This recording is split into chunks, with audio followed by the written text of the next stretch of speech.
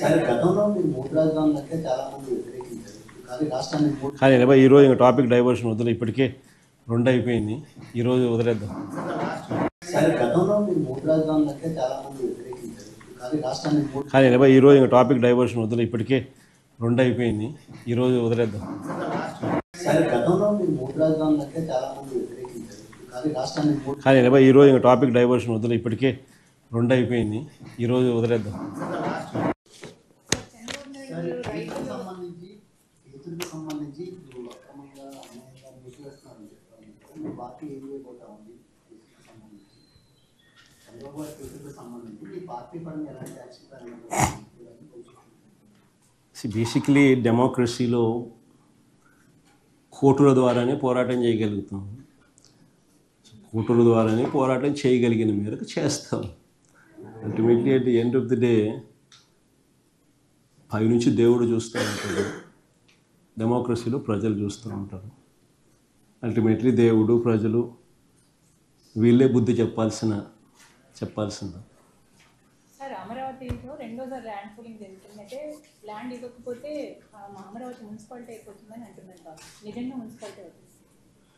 అది మీరే చెప్పాలమ్మా. ఇంతకుముందు అంతా చంద్రబాబు నాయుడు ఏమన్నాడు, 2014 నుంచి 19 మధ్య 53,000 ఎకరాలు తాను తీసుకుంటూ ఏమన్నాడు,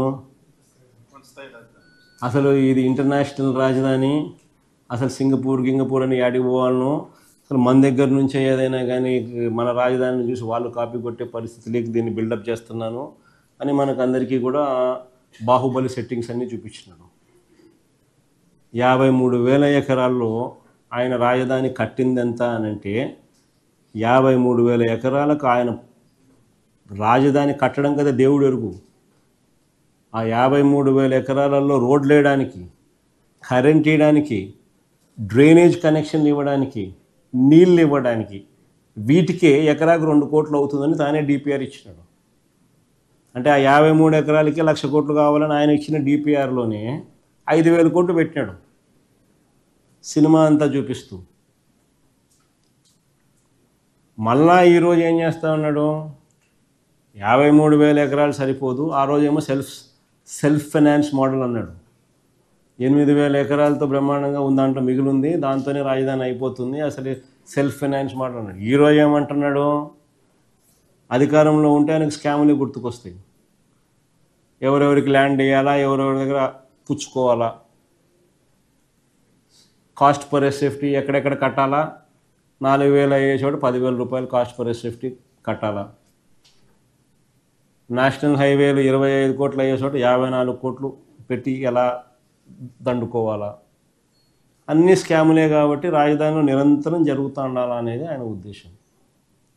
53 ఎకరాలకి గతి లేదు, ఇంకొక 53 ఎకరాలు, ఇంకొక 53,000 ఎకరాలు మళ్ళీ తీసుకునేదానికి రైతుల దగ్గర నుంచి వెనకాడడం.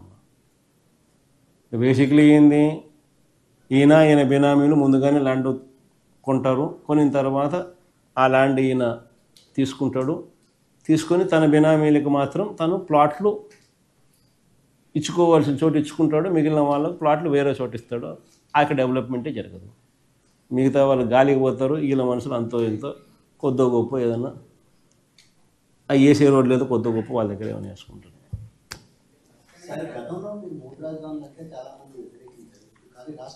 కానీ ఈరోజు ఇంకా టాపిక్ డైవర్షన్ వదిలే, ఇప్పటికే రెండు అయిపోయింది. ఈరోజు వదిలేద్దాం.